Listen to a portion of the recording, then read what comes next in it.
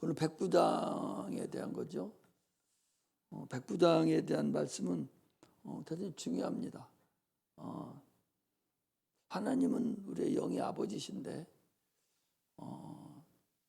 육신의 아버지가 있지만 우리 영을 낳으신 그런 아버지라고 그러죠. 그래서 야고보서 1장 마지막 절에 보면 너희를 진리의 말씀으로 내가 낳았다 그랬어요. 진리의 말씀으로 낳았다. 그러니까 당초는 피조물로 우리 육신을 창조했죠. 그러고 죽었어요.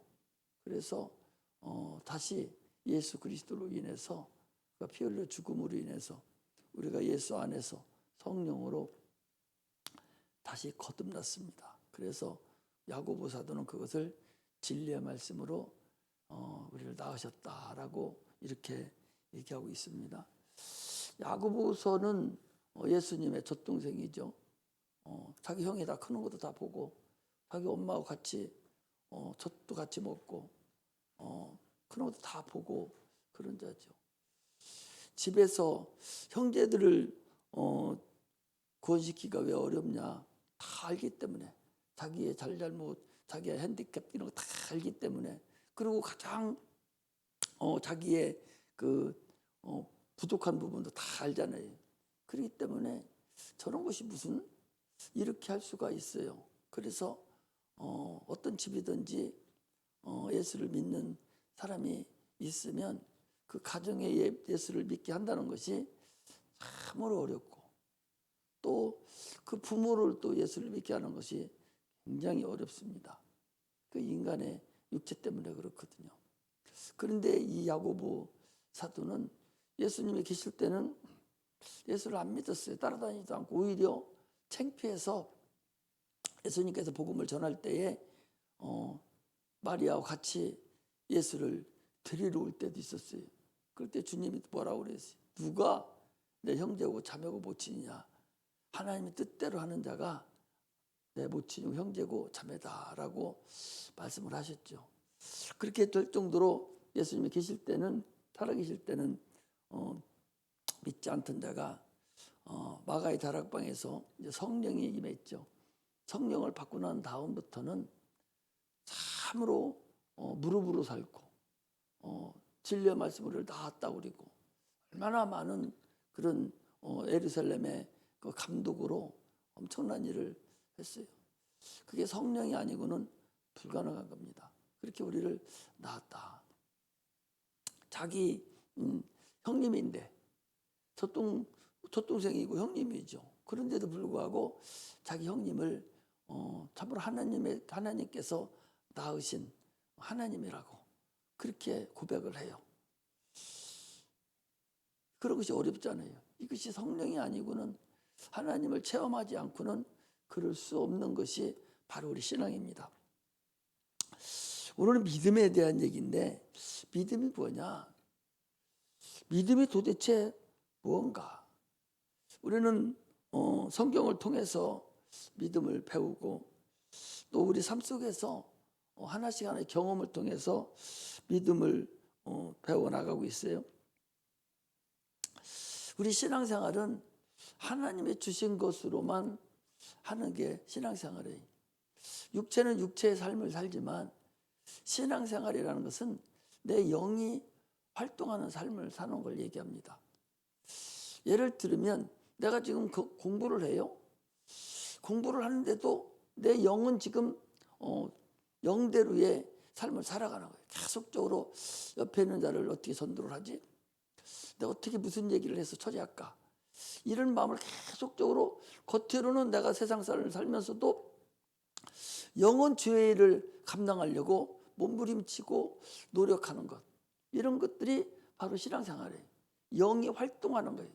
그런데 그렇지 않고 거기에 몰두해 버리니까 영은 전혀 멍텅으로 캄캄한 곳에 누워 있고 육체만 갔다 오는 그런 어리석음이 있죠. 그러므로 우리는 신앙생활을 올바로 해서 내 영도 같이 하나님 나라에 가는 그날까지 참으로 헌신의 힘을 다하는 그런 자가 돼야 돼요. 그래서 믿음이라는 것은 하나님의 약속을 믿는 것인데 하나님의 약속을 믿으려면 하나님의 약속을 알아야 할 거 아니에요? 하나님의 약속을 알려면 성경을 읽어야 되죠. 설교 말씀을 듣고 내가 가지고 있어야 되죠. 말씀을 깨닫게 하고 말씀이 무엇인가를 알려주고 말씀이 기억나게 하는 것이 성령이 하는 거예요. 그럼 우리가 기도를 많이 해도 내 안에 말씀이 없으면 그 말씀이 나를 주관하지 못하고 나를 인도하지 못해요. 내 안에 말씀이 없는 자들은 한번 실족해버리면 좀처럼 나오기가 어렵습니다. 실족해도 내 안에 말씀이 들어있는 자는 그 말씀이 언젠가는 나의 스승이 돼서 나를 인도하거든요.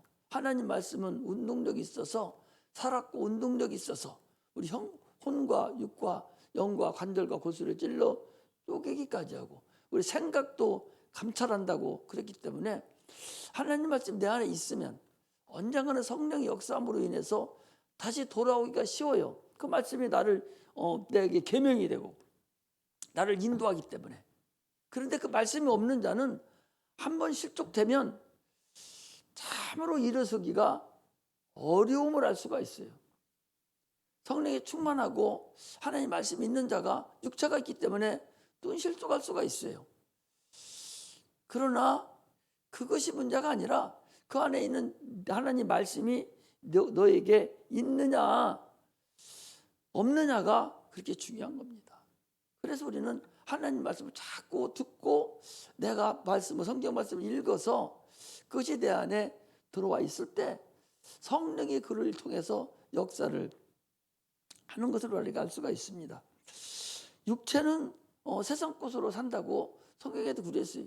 네가 세상 만물을 에덴 동산에서도 이 동산 모든 나무를 실과를 네가 임으로 먹으라는 거예요. 임으로 먹되 그러나 동산 중앙에 있는 선악을 알게 한 나무 실과는 네가 그건 임으로 먹지 마. 그 먹으면 죽어. 임으로 먹지 마. 네 스스로 네 방법으로 네 의지로 그걸 먹지 마라는 거거든요. 그래서 영은 육체는 세상 걸로 살지만 영은 하늘에서 온 거로부터 살아요. 하나님에서 하늘에서 온 게 뭐예요? 말씀이에요.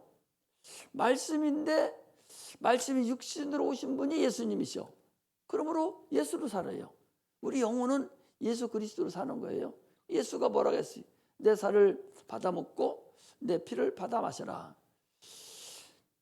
예수를 이 땅에 보내줄 때 아니 예수를 먹고 마셔야 되는데 어떻게 예수를 관념으로 여겨요? 오늘날 성도들이 하나님 말씀을 관념으로 여깁니다. 그냥 취사 선택을 해도 된다고 생각을 하는 거예요.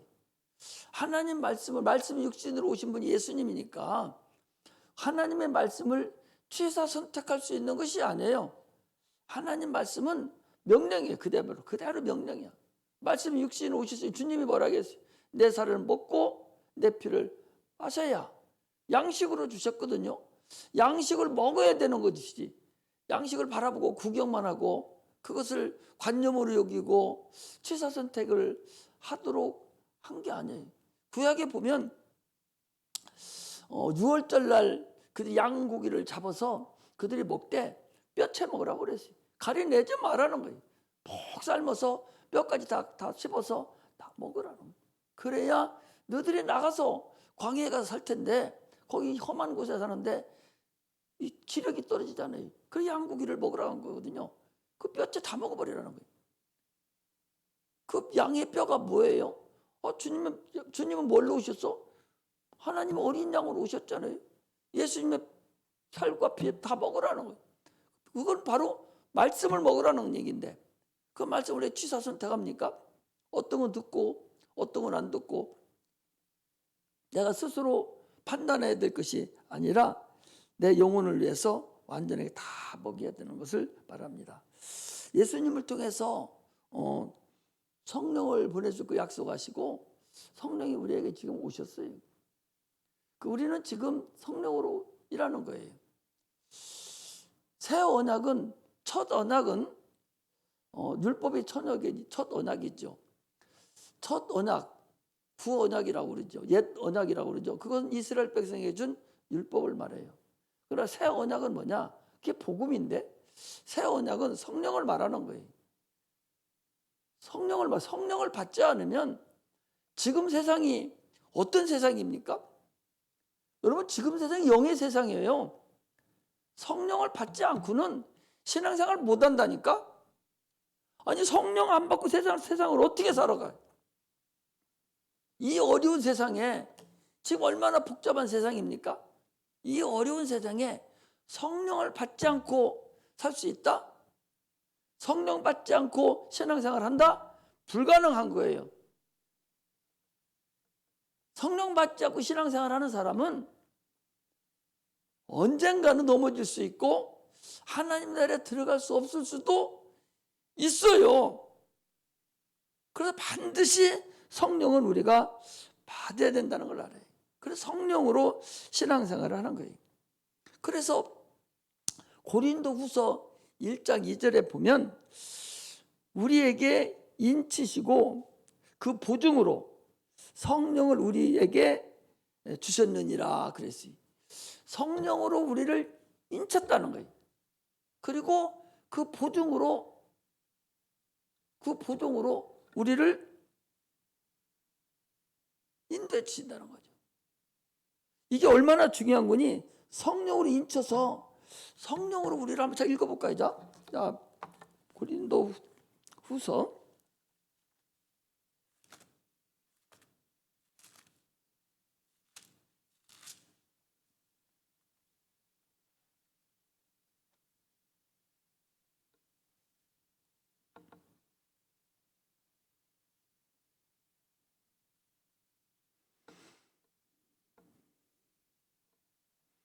고린도후서 1장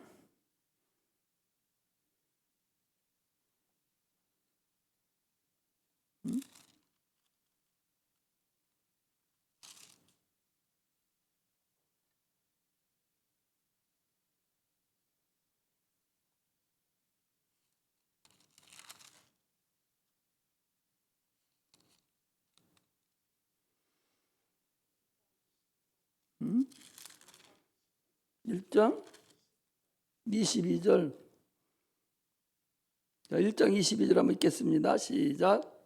저가 또한 우리에게 인치시고 보증으로 성령을 우리 마음에 주셨느니라.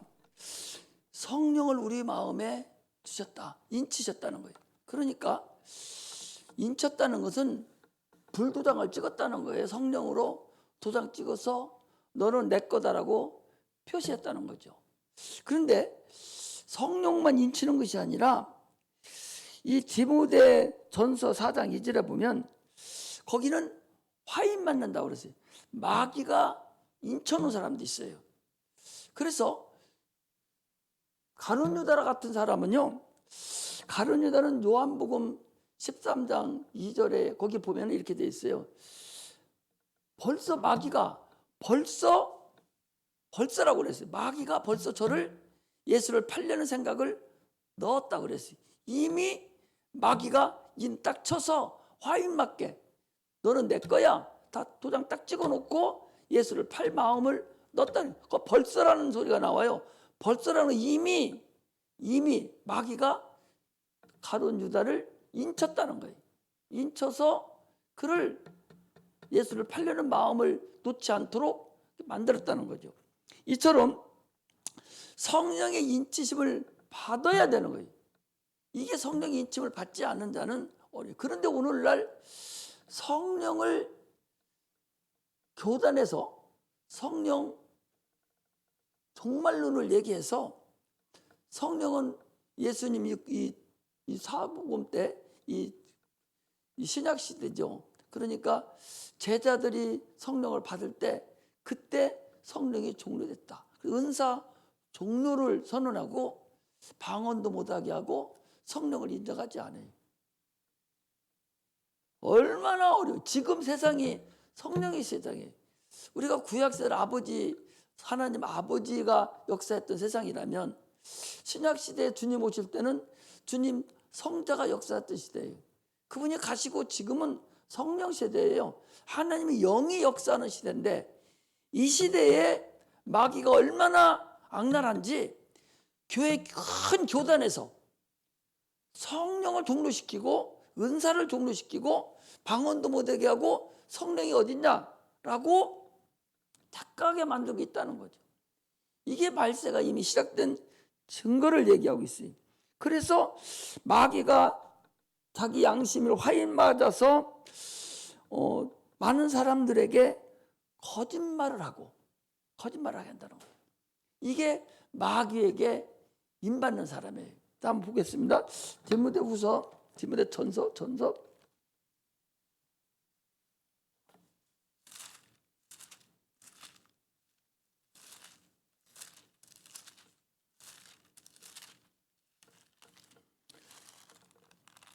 디모데전서 4장 2절에 보면 그러나 성령이 밝히 말씀하시기를 후일에 어떤 사람들이 믿음에서 떠나 미혹해 하는 영과 귀신의 가르침을 쫓으리라 하셨으니 자기 양심이 화인 맞아서 예식함으로 거짓말하는 자들이라. 이건 마귀가 이미 인쳤다는 거죠. 성령의 인침을 받아야 되지 성령의 인침을 받지 못하는 자는 지금 세대에 참으로 살아가기가 어렵다는 사실을 우리가 알아야 됩니다. 그러므로 지금은 전쟁 중이에요. 우리 신약 시대는 보이지 않는 영적 존재와 싸우는 시대입니다. 그래서 에베소서 6장에도 그랬죠. 우리의 싸움은 혈과 육에 대한 것이 아니라 하늘에 있는 악한 영들과의 싸움이다. 그래서 주님께서도 제일 먼저 오셔서 성령의 인도함을 받아서 그가 하나님 아들입니다. 30년 동안 집에서 살다가 성령을 30세가 됐을 때 때가 차서 성경은요. 신약 성경도 마찬가지, 구약 성경 마찬가지인데 구약 성경도 성경 보면은 때가 참에 이때로부터 때가 참에 계속적으로 때 얘기를 해요. 이 때 얘기를 하는 것은 예수 그리스도 이 땅 오셔서 공생애를 하는 동안에 자기 마음대로 그렇게 한 것이 아니라 하나님의 시간에 맞춰서 그때에 따라서 그 일을 그대로 하고 가신 분이 주님이셔요. 그래서 성경에 마태복음에 보면 이때로부터 이제부터 계속 때 얘기가 계속적으로 나와요. 그것은 그냥 하신 것이 아니에요. 하나님이 이 땅에 오셔서 그냥 자기 마음대로 공생이 시작돼 성령의 인도함을 받아서 그냥 간 것이 아니라 때에 맞춰서 그때 하나님의 때에 따라서 그들이 인도된 거 간 거예요. 오늘날 우리도 여러분들은 내가 신앙생활하고 살아가는 것이 그냥 여러분들이 살아가니까 내 뜻대로 살아가는 것 같지만 그러나 신앙생활은 그게 아니에요. 하나님이 지금 여러분들과 나를 지금도 때에 따라서 늦은 비와 이른 비를 주신다 하시듯이 때에 따라서 네가 원하는 만큼 네가 사모하는 만큼 그때 하나님이 은혜를 내려주시는 거예요. 아브라함도 너는 갈대아 우르를 떠나서 내가 네게 지시한 땅으로 가라 했을 때 그가 그냥 자기 마음대로 간 게 아니에요. 갈 때마다 조금 가면 거기까지 가면 거기서 또 다시 또 알려주고 거기 또 알려주고 이렇게 해서 아브라함이 갔듯이 예수님 이 땅에 오셔서 선지자의 예언대로 그대로 때에 따라서 하나님의 때에 따라서 일을 하신 걸 알 수가 있어요. 지금 우리도 그건 동일해요. 주님께서 침례를 받고 올라오실 때 성령이 충만하게 임했다고 그랬어요. 성령이 얼마나 임했느냐? 자기 스스로 자기가 자기 몸을 감당할 수 없을 정도로 성령의 내쫓김을 받았다 그랬어요. 마태복음에는 편하게 그냥 시험을 받으러 광야로 가셨다 그렇게 하지만은 다른 성경에는 마가복음 같은 그렇게 안 돼 있어요. 성령이 쫓아냈다 그랬어요. 쫓아냈다는 얘기는 자기가 스스로 움직이질 않는 거예요. 성령의 사람은 뭐라고 그랬어요? 바람이 임으로 불매 어디서 오면 어디로 가는지 알지 못하는다 그랬잖아요. 성령의 사람은 내가 지금 무슨 일을 해도 그게 내가 하는 것이 아니라 성령의 인도함을 받아서 내 육체가 가고 있는 거예요. 이게 성령의 사람이고 이게 성령을 받은 자들입니다. 예수님은 얼마나 성령이 강하게 받았는지 금식하고 나와서 바로 성령의 이끌림을 받아서 마귀에게 시험하러 갔다고 그러는데, 나는 마귀에게 시험 받으러 간 것이 아니야. 마귀의 머리를 깨부수러 간 거예요. 그것은 창세기 3장 15절에 여인의 후손과 이 뱀의 후손이 서로 충돌할 것을 얘기했고 서로 머리를 깨고 뒤꿈치를 물을 거라고 하는 그 창세기 여인의 후손의 예언을 이루시기를 원해서 거기에 가신 거예요. 가서 첫사람 아담은 하나님 마귀에게 말씀을 이미 먹혀가지고 마귀의 말을 들었죠. 그러나 둘째 아담, 마지막 아담으로 오신 예수님은 기록된 말씀으로 마귀의 시험을 이기셨어요. 아니, 마귀가 보이지도 않는데, 보이지도 않아요. 마귀 보입니까? 안 보여요. 귀신이 보입니까? 안 보여요. 그 나타나는 형상을 가지고 알 수가 있어요. 귀신 쫓으면 귀신이 나가는 게 보입니까? 저거 넘어지는 걸 보고 귀신이 나가니까 힘이 빠져서 그러는구나. 저 앙알앙알 소리 지르고 눈물 흘리고 막 덤비고 욕하고 하는 거 끝이가 그래요? 마귀가 그러는 거잖아요. 그걸 보고 성령이 지금 역사를 하고 있구나. 이것을 우리가 알 수가 있는 거죠. 우리는 참으로 성령의 인도함을 받아서 마귀하고 보이지 않는 악한 영들하고 지금 싸우는 신약시대라는 사실을 여러분 아셔야 됩니다. 그래서 주님의 남은 고난을 우리가 감당을 해야 돼요. 예수님은 인간이 해야 될 일을 대신 다 해놓고 그냥 가셨어요. 인류가 십자가 우리가 여러분들 내가 죽을 수가 있어요? 죽으면 끝나는 건데 육체 죽을 수 없잖아요.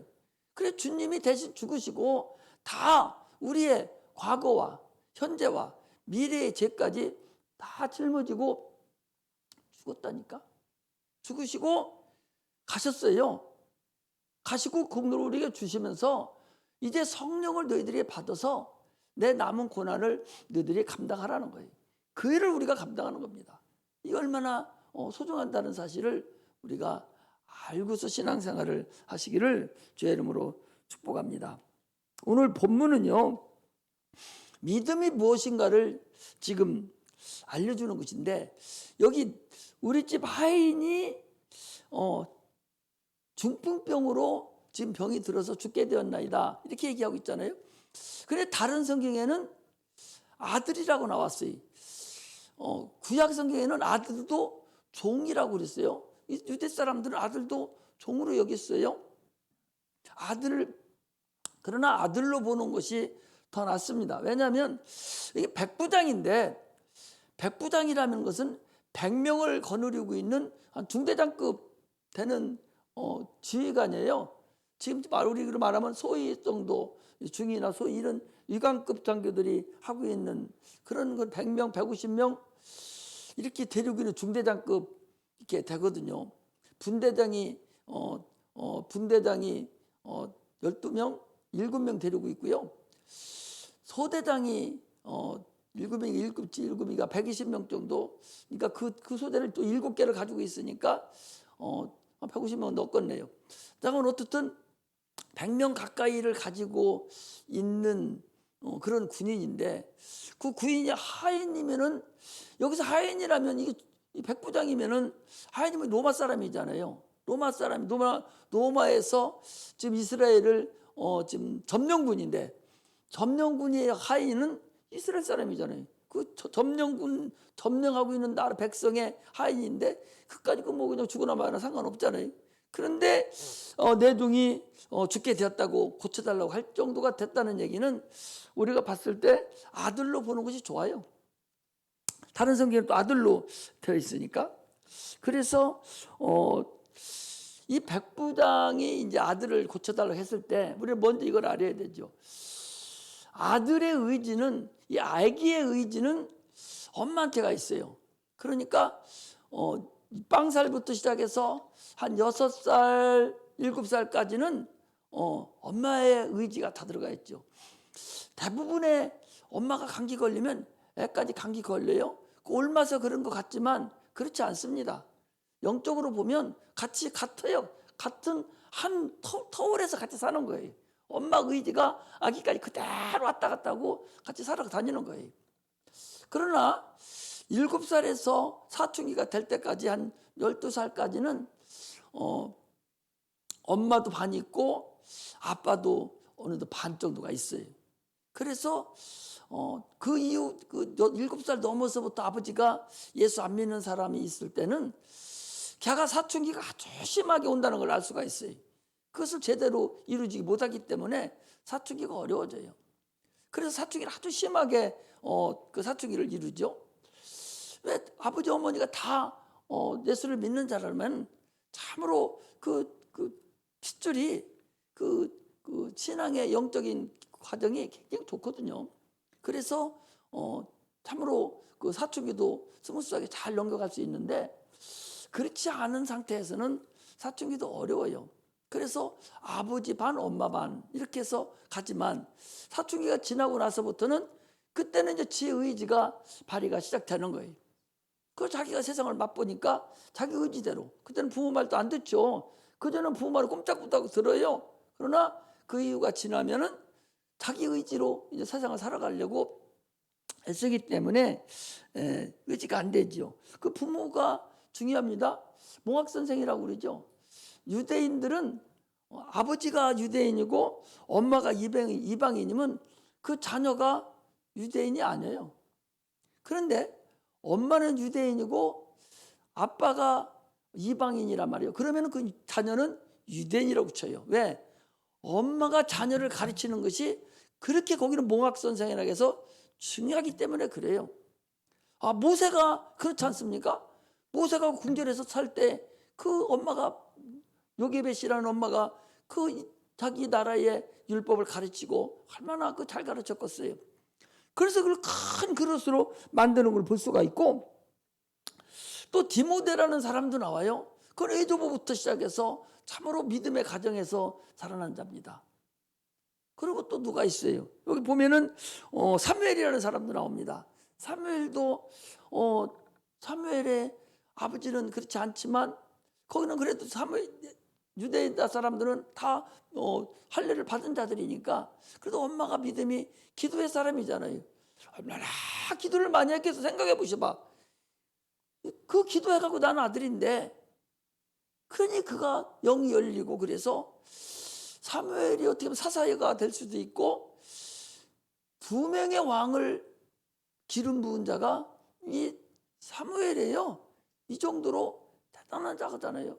이 엄마의 믿음이 그렇게 소중하고 중요한 것을 우리가 알 수가 있습니다. 그러므로 우리는 여기서 우리가 귀신을 쫓을 때도 그래서 애기들은 손 얹고 할 필요도 없어요. 엄마 기도하면 엄마 의지 그대로 나타나는 거예요. 엄마가 애기고 애기가 엄마예요. 똑같아요. 그 의지가 그 안에서 왔다 갔다 하기 때문에. 10달 동안 살았기 때문에 그래서 그 6년 가까이를 엄마 것을 달고 나와서 엄마 의지에 따라서 이루어지는 거예요. 그 이유는 이제 자기 것이죠 뭐. 그래서 우리가 귀신을 쫓을 때도 그런 걸 알고서 이렇게 쫓는다는 것을 여러분들 아시고, 여기서 이 백부장의 아이를 봤을 때 그렇게 여러분들이 보시면 돼요. 그래서 주님께서 고쳐주셨지만 이 백부장의 믿음으로 고쳤다라고 우리가 보면 될 수가 있습니다. 그래서 백부장이 내 아들이 병들었는데 고쳐주세요. 그러니까 마가복음이니까 거기 보면은 장로들을 보냅니다. 보내서 이 백부장이 우리를 위해서 해당도 져주고 이렇게 했는데 고쳐주니 합당합니다라고 얘기까지 하거든요. 여기는 그런 건 없는데, 그래서 일단은 고쳐달라고 그러니까 그래, 내가 가서 고쳐준다. 그러니까 아니 고쳐주는 예수님이 지금 오신다는데도 불구하고 아니 말씀만 하세요. 아니 뭐하러 우리 집까지 오십니까? 나는 누추하기 때문에 하나님의 아들 주님을 나는 인간인 내가 감당할 수 없습니다. 그러니 말씀만 하옵소서. 말씀만 해야 돼. 그러면서 얘기까지 해. 나도 중대장인데 내 밑에 하인 보고 야, 니 가져와. 한번 가지고 오고 가고 오라면 오고 자기도 위에서 황제가 오라면 오고 가라면 가듯이 아니 왕이신 주님께서 천지만물을 창조한 창조주께서 아니 영권을 가지고 계신 분이 아니 이 병 하나 쫓아내면 되는 것이지 뭐하러 여기까지 오십니까? 그 얘기예요. 기가 막힌 거 아니야? 그러니까 예수님이 깜짝 놀라고 그런 거예요. 내가 이스라엘 중에서 아무에게서도 이만한 믿음을 만나보지 못했다. 여태까지 이런 믿음을 내가 만나본 적이 없다. 그런데 지금 바리새인들의 이런 사람들은 이방인도 나를 이렇게 알아보고 말씀을 하는데 너희들은 지금도 나를 믿지 않는 걸 보고 너희들은 슬피 울며 이를 갈미 있으리라. 그리고 주님께서 뭐라 합니까? 믿음대로 될지어다라고 말씀을 하셔요. 우리는 예수가 누구신가를 여러분 아셔야 됩니다. 지금 여기서 말씀하시려고 하는 것은 결론적으로 얘기하면은 지금 이 백부장이라는 사람은 신약시대에 지금 여러분들과 내가 믿는 그 믿음을 먼저 가지고 있었던 사람이라는 걸 알아야 돼요. 그렇지 않아요? 지금 주님 안 계시잖아요. 단지 믿음만 가지고 우리가 살지 않습니까? 믿음만 가지고 귀신을 쫓아내고 믿음만 가지고 영혼도 구원받고 지금 주님 안 계시잖아요. 말씀만 가지고 우리가 사는 거 아니에요? 지금 주님이 주신 말씀만 가지고 지금 우리 신앙생활 하잖아요. 우리 생명도 맡기고 내 영혼도 맡기고 내 사업도 맡기고 다 맡기는 말씀만 가지고 이 백부장은 예수님이 계신 그 시대에 예수님이 안 계신 지금 오늘날 이방인들에게 믿음이 있는 지금 여러분들과 나에게 나타나는 이 믿음의 시대를 미리 우리도 체험하기 전에 미리 그 믿음을 가진 자가 이 백부장이라는 거죠. 할렐루야. 이걸 아는 게 중요한 거예요. 지금 오늘 여기서 말씀하는 예수님이 깜짝 놀라면서 이만한 믿음을 보지 못했다라고 하는 것은 그 당시 주님 오시면 바로 고치면 되잖아요. 그런데 오늘날 우리의 믿음은 어떻습니까? 주님 못 보잖아요. 말씀만 가지고 우리가 믿음을 가지고 살지 않습니까? 그하고 똑같이 지금 이 백부장은 우리가 오늘날 가지고 있는 이 믿음, 예수님께서 십자가 못 박혀 죽으시고 부활하시고 승천하셔서 성령을 보내주시고 안 계신 그때의 믿음, 이방인들이 가져야 될 그 믿음을 지금 가지고 있는 이 백부장의 믿음을 주님께서 참으로 칭찬하는 그런 말씀이라는 사실을 우리가 알 수가 있습니다. 할렐루야. 우리는요 무엇을 볼 수가 있는 거니? 이 도마라는 사람이 나와요. 요한복음 20장에 보면 도마라는 사람이 나오는데 도마가 없을 때 예수님이 성전 지금 제자들이 있는 곳에 예수님이 들어오셨어요. 들어오시면서 발발 떨고 있는데 야 먹을 것도 가져와 봐. 그러고 잡수시기도 하시고 생선도 가져와 그러고 잡수시고 나요 나 너희들이 내가 죽었던 나요. 그러면서 손도 보여주고 다 보여줬어요. 그리고 예수님 나가셨습니다. 그래 제자들이 도마가 나갔다 들어오니까 뭐라 합니까? 야 예수님 살아나셨어. 죽었던 예수님 부활하셔서 살아나셨어. 해도 도마가 뭡니까?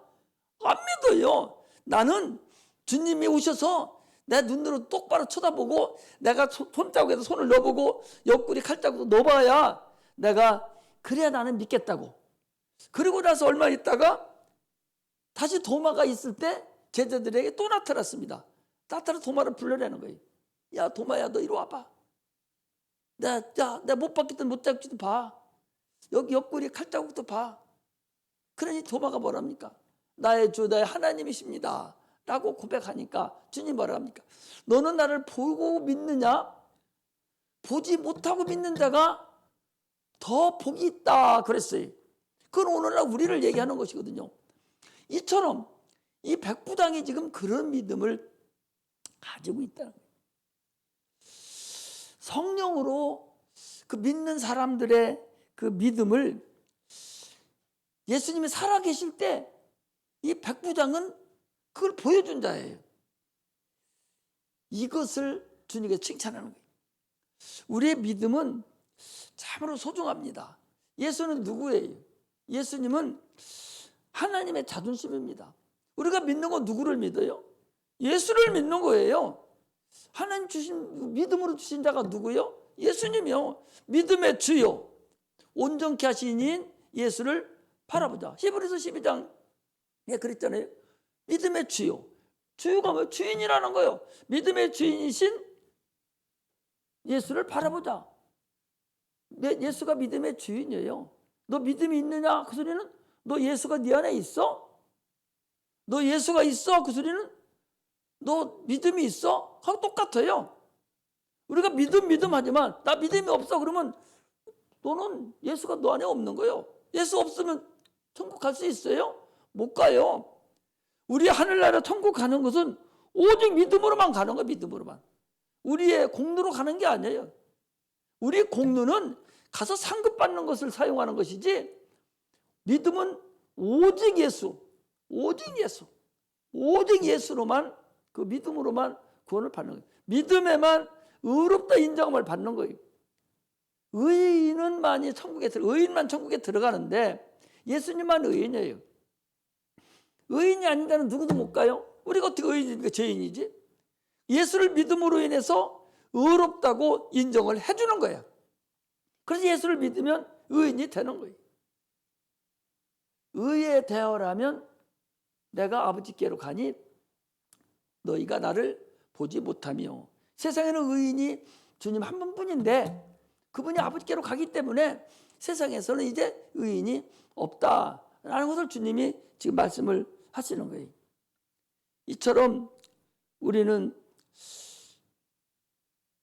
하나님의 말씀이 육신으로 오신 그 주님의 말씀을 우리는 듣고 있는 거예요. 예수님은 이 땅에 뭘 놓고 가셨어요? 말씀을 놓고 가셨어요. 천주교에서는 예물을 중시 여겨요. 예수님은 예물을 이 땅에 나놓고 가시지 않았습니다. 무덤도 없어요. 천주교에서는 그 성화를 그렇게 중시 여겨서 예수님 사진을 다 걸어놓고 이번에도 어디서 보니까 뭐 예수님 사진을 복원했다고 그러는데 그분은 신이에요. 신이라고. 이 땅에 자기의 무덤도 없고 그 얼굴도 안 남겨놓고 아무것도 안 남겨놓으셨다니까. 말씀만 남겨놓으셨어요. 그런데 천주교에서는 계속 성화를 중시 여겨가지고 온 천장이 어디고 다 푼소같이 그림만 자꾸 그려놓고 그 고대에 그려놨지 의미가 없는 거예요. 우리는 주님의 말씀을 우리에게 듣게 하셨어요. 말씀이 육신으로 오셨는데 하나님이 우리에게 믿으라고 주신 것은 그 아들을 믿으라고 주셨는데 말씀이 육신으로 오셨는데 예물을 보게 한 것이 아니라 말씀을 우리에게 듣게 했다는 걸 알아야 돼요. 믿음은 들음에서 나기 때문에 말씀을 들음으로 우리의 믿음이 성장하는 것을 알 수가 있습니다. 그러므로 우리는 우리 삶 속에서 하나님의 말씀을 여러분 절대적으로 구별하셔야 돼요. 세상 말과 하나님의 말씀을 반드시 여러분 구별하세요. 구별하는 것은 성별되게 그 말은 우리가 택하고 안 택해야 될 것이 아니라 취사 선택이 아니라 반드시 우리가 택해야 될 명령으로 받아야 될 말씀이 하나님의 말씀이라는 것을 알아야 됩니다. 아까도 말씀드렸지만 말씀을 우리가 행해도 되고 안 해도 되는 그런 말씀이 아니에요. 반드시 명령으로 받아서 목숨까지도 바꿀 수 있는 것이 바로 하나님의 말씀입니다. 그래서 하나님 말씀을 지키려고 내가 무던한 씨름을 해야 돼요.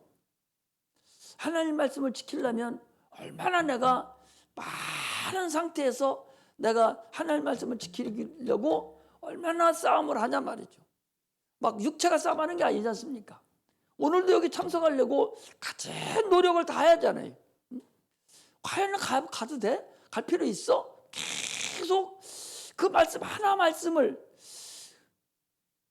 지키려고 계속적으로 내가 영적인 싸움을 해야만이 올 수 있는 곳이 바로 교회라는 걸 우리가 알 수가 있어요.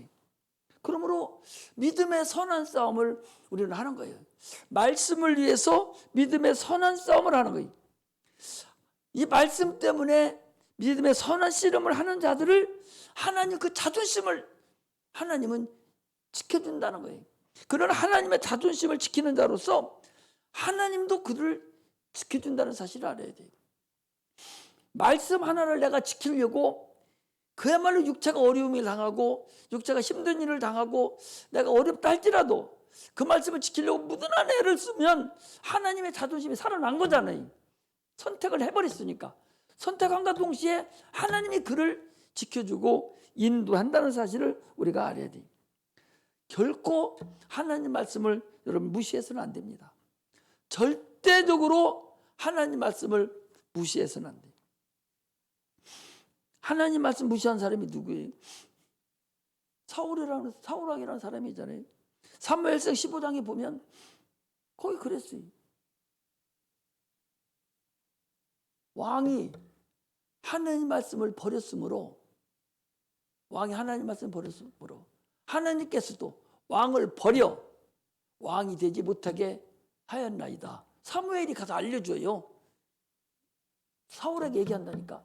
아말렉을 쳐서 싸그리 진멸시키라고 하는데도 진멸 안 시키고 왔어요. 사람 죽인 것도 아니요. 하나님 말씀 그냥 뭐 잠깐 안 들은 것뿐이요. 다 그것도 100% 안 들은 것도 아니라 일부는 죽이고 좋은 거 제사 지낸다는 명목으로 그거 남겨놓고 왔어요.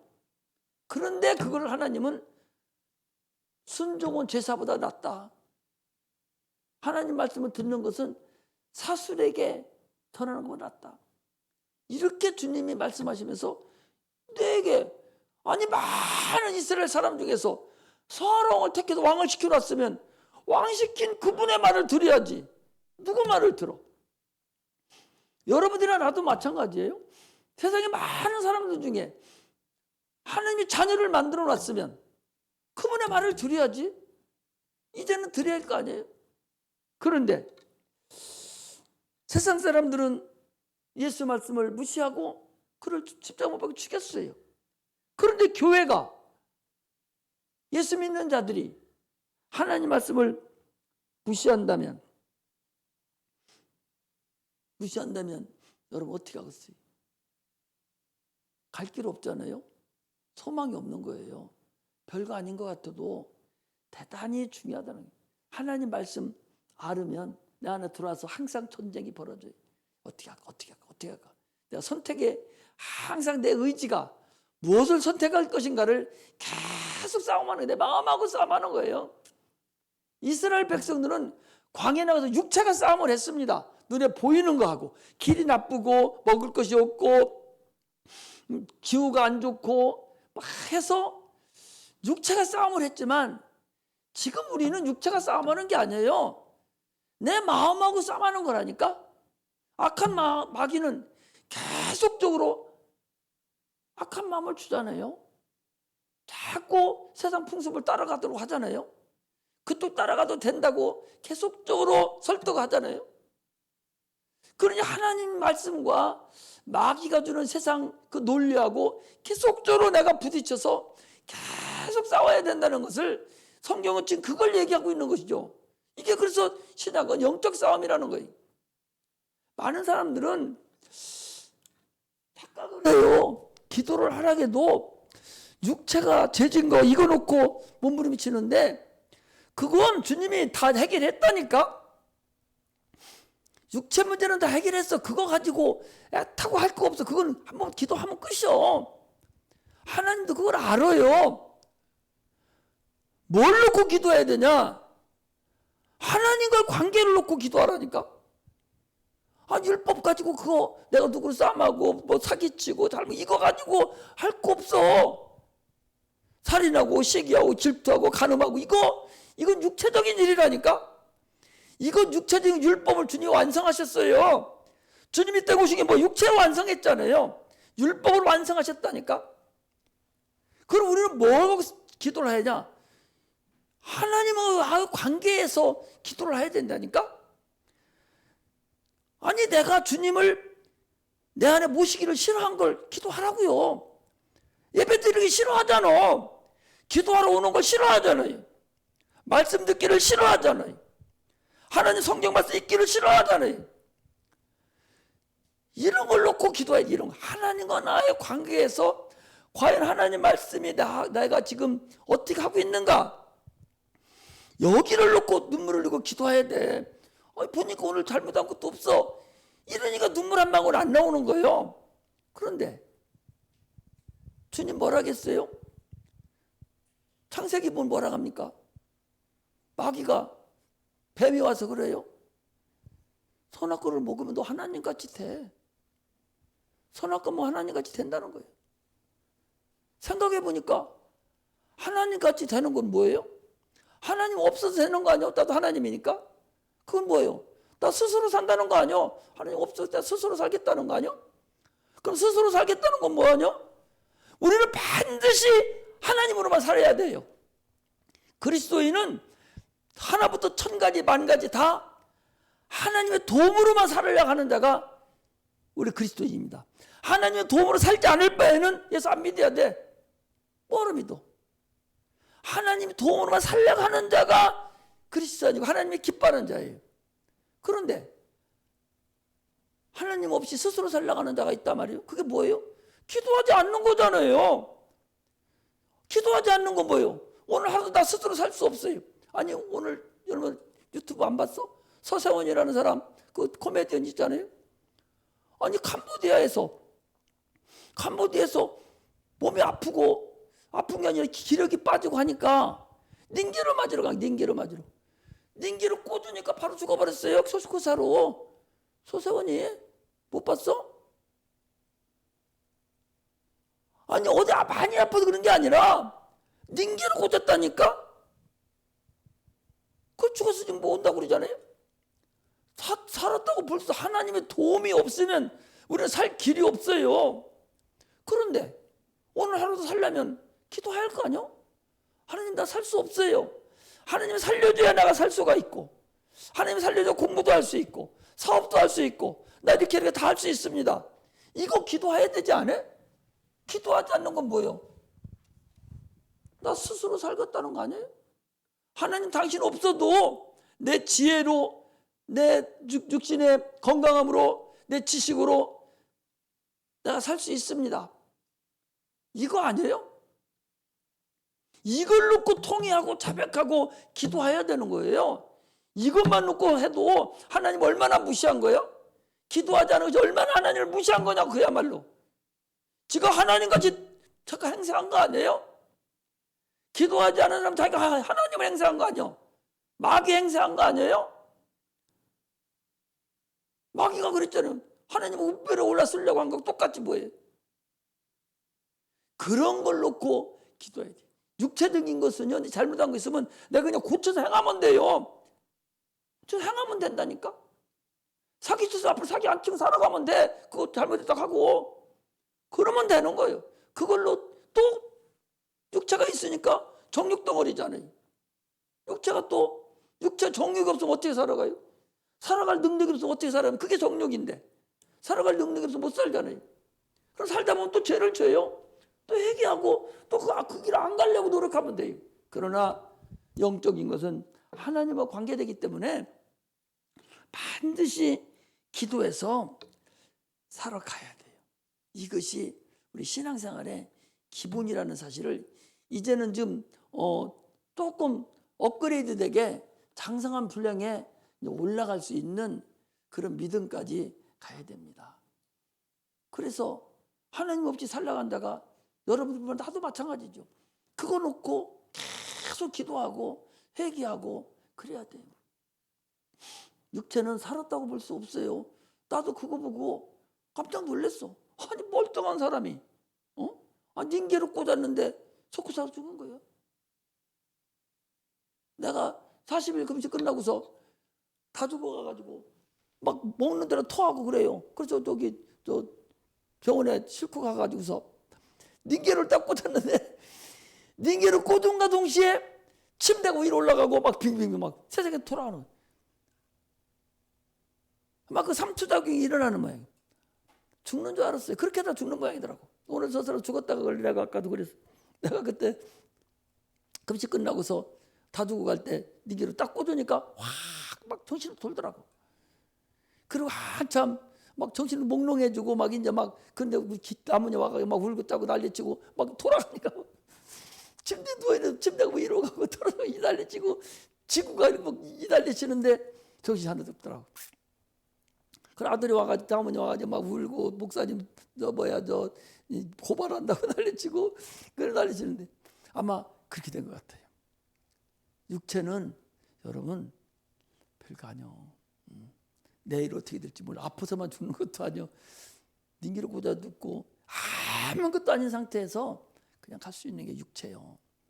그렇기 때문에 영혼을 준비하라고. 영혼 하나님 앞에 참으로 영혼을 오늘 하루도 참으로 주를 위해서 준비해야 돼. 육체 건강하고 젊고 하다고 그거 내 거 아니요. 절대적으로 내 거 아니다는 사실을 알아야 됩니다. 그 백부장의 믿음을 하나님이 칭찬을 왜 했냐? 믿음이 그만큼 중요하다는 거예요. 믿음만 있으면 멀리 있는 아들에게 기도해서 살릴 수도 있고, 믿음만 있으면 영원히 멸망받은 사람도 구원받을 수 있고, 믿음만 있으면 하늘의 능력을 또 소유할 수가 있고, 믿음만 있으면 하나님을 아버지라고 부를 수 있고, 믿음만 있으면 지혜와 능력도 하나님께 받아서 마음껏 하나님을 위해서 사용할 수 있어요. 성령 충만하게 받아서 부활을 체험할 수도 있어요. 이것이 우리의 믿음이라는 사실을 아시고, 믿음은 바람의 실상이고 보이지 않는 것들의 증거라고 그랬으니 현찰로 사용하는 그런 은혜가 임하시기를 주의 이름으로 축복합니다. 기도하겠습니다. 하나님